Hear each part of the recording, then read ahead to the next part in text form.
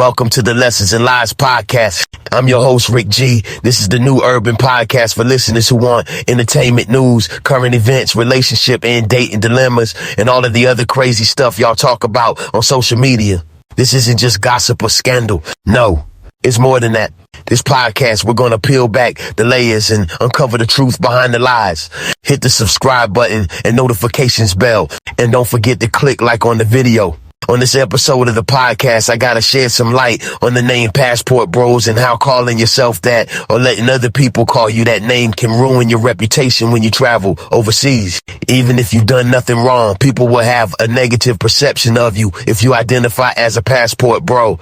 I've come to this conclusion for a lot of reasons, but what nailed the coffin shut for me was the recent arrest of Floyd Wallace in Sao Paulo, Brazil this week. This was all over the news in Brazil, and a lot of Passport Bro YouTube channels are talking about it and trying to distance themselves from their association with Floyd. Now, Floyd Wallace is an American young man. I think he's originally from Nebraska, and he's been interviewed on a lot of Passport Bro YouTube channels. Floyd has a YouTube channel called Foreign Only. I haven't watched a lot of his channel, but I do remember seeing him in videos with Austin Holloman.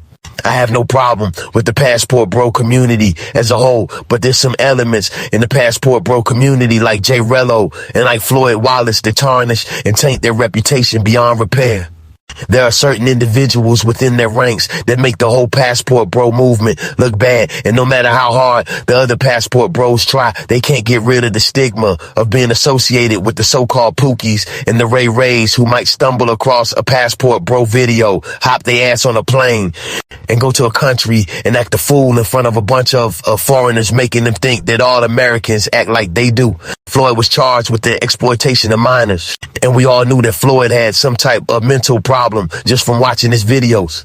We knew he was off in the head, that something was wrong with him, that he was on the spectrum, but we didn't know that he was doing something with this level of dysfunction. We didn't know he was this batshit crazy. He was allegedly trying to use these underage girls for financial gain.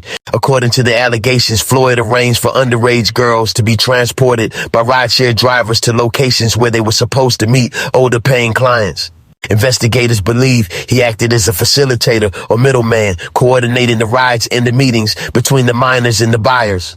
Even if he didn't participate in inappropriate acts himself, he's still guilty for arranging the meetings and accepting money to send the underage girls off to be with these men. And if he's guilty, and if there are some other Americans on the receiving end of the transaction paying for the girls, they're going to have to face some hard time in a Brazilian prison. There's no reason whatsoever to be interacting with some underage girls unless mentally you have something wrong with you and you need medication or psychiatric help. I don't care if you're paying for it or you're a wannabe pimp. There's no reason to involve children or teenagers in these adult activities whatsoever. But Floyd allegedly got himself caught up in this, and it's probably due to the fact that he really can't make any AdSense money off of his YouTube channel. Floyd doesn't have a large enough following online to get his subscribers to donate enough money for him to live on, and he doesn't have a remote job like other Passport Bros who have retirement income or do remote work in tech or teach English or find some other way to live overseas. Floyd was always desperate for money, and I think this is a part of the reason why he's willing to do anything, even something illegal, to bring in enough money to finance this Passport Bro lifestyle he wants to live. And there's nothing wrong with wanting to travel the world, but sometimes you have to wait. Sometimes it's better to live in the United States, learn a skill, work hard, and make a comfortable amount of money before you try to relocate to another country. Traveling the world without a financial safety net is a fool's errand at best. And as I said, it does give the bad reputation to the whole Passport Bro community, even though Passport Bros as a whole are not bad guys. Most of the guys who go overseas, who refer to themselves as Passport Bros or who are part of the Passport Bro Facebook pages and groups, etc., most of those guys, I think, are law-abiding citizens, and they are traveling for normal reasons and not to engage in unlawful or deviant behavior. One of the main reasons Passport Bros travel is basically because it adds enjoyment to life. Living in America, being tied down to working a 9-to-5 and dealing with everyday life in the States can get monotonous and boring as hell. Sometimes you want a change of scenery. You want to experience other cultures. It's fun going overseas and traveling. I think we all should get out of our own environments and see something else and see how people around the world are living. A lot of passport bros travel to learn about other cultures and see the world. But let's not pretend they don't travel to get with women too. The number one reason that a lot of these bros travel is they get to meet, date, and have sexual relationships with the caliber of women that they wouldn't normally have an opportunity to get with here in the United States. I was listening to the YouTuber International Zoe, and in his videos, he's repeatedly said that it was a bad idea to coin the name Passport Bros and brand it as the name of a group of travelers. I agree with his opinion. Instead of it being the name of a group where anybody can call themselves that name, the travel community would have been better off just only being individuals and having their own individual usernames. Don't be part of a Passport Bro group. Just stick to being BMT, Austin Holloman, Zoom to Thailand, or whoever else. That would have been a better approach, because that way, if somebody like Floyd and his foreign-only channel gets caught up in a scandal, the news report will talk about him and only him. If he's an individual, his name gets mentioned, and only he's connected to the debauchery. But now in the news, they view Floyd not as an individual. They view him as part of the Passport Bro group, and now whenever the name Passport Bros comes up, they're going to remember Floyd or anybody else in the group who did something crazy or embarrassing in their countries. They should have never gave it a group name, because no matter how you try to explain it and say, well, Floyd ain't part of our group and that's not what we're about, or all of us ain't like that, it falls on deaf ears now, and misinformed people view the purpose of the group as something freaky and negative. Even if you say, I no longer call myself a Passport Bro, they're still going to classify you as part of the group due to guilt by association. I hope the majority of the world never hears about Passport Bro. It's going to be hard for any of us to step on a plane now or mention at all that we went to Brazil or Colombia, because as soon as you say that's where you went, somebody's going to ask, are you one of those Passport Bros? And when they ask that question, they're basically asking you if you pay for box. Whether you do or you don't, that's the perception and the stigma attached to the name. And yes, I know that wasn't the original intention or vision for Passport Bros.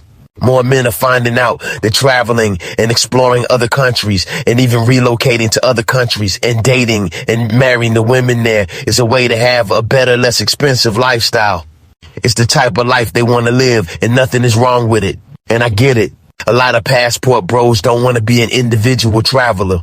You want to be part of a group, and you want that group to have a name. You want to be a part of a movement and pass on the information to other men like you who want something different and want to live a better life outside of America. And I also understand that for a lot of YouTubers, this is how they earn the money they need to travel all over the world. Being a content creator and doing YouTube videos and being a consultant who helps others travel and relocate is an income stream that helps some Passport Bros afford to live outside of the States. At this point, though, it's probably best to just get rid of the name Passport Bros and start all over again with a new concept. You can still keep traveling and tricking and doing all the other stuff you normally do on these trips. Just change the name. Here's my recommendation. Here is a step-by-step process of how to rebrand the name and restore your reputation in the travel community.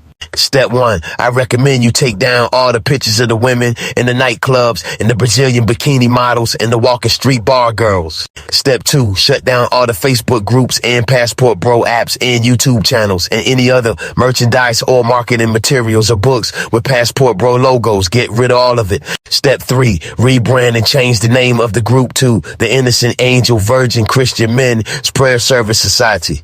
Let that be the new name of the group. Start a new app and a new Facebook group with that name. Get your t-shirts and hats printed up with that name. Step 4, all members of the group must take pictures of yourselves with monk robes on, down on your knees in prayer in every photo. Step 5, now get on the plane and go to Brazil and keep a low profile when you're there. Don't be taking all these pictures and video clips at Mavs and 4x4 yelling, look at me, and look at all this ass I'm getting. Stop bragging and broadcasting your dating and sexual activities all over YouTube for the world to see, and keep that shit somewhere private where the next Floyd can't have access to the information.